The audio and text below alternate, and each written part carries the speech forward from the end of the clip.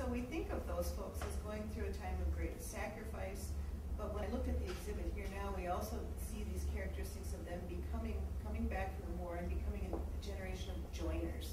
And so how did that mindset affect the activity in our communities and what led to a new time of prosperity?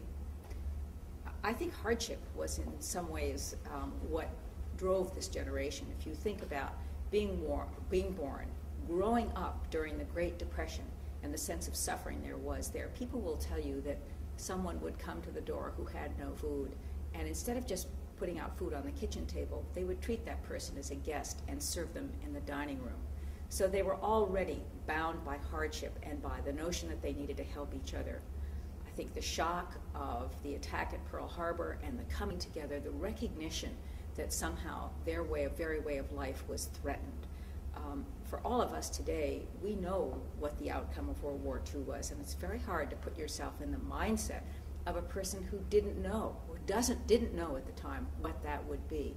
And as the daughter of that generation, I have to say that growing up and hearing the tales of the Great Depression, hearing the stories when they were told of World War II, and then coming out of it, if you look at photographs, you see a group of people whose look really changes after World War II.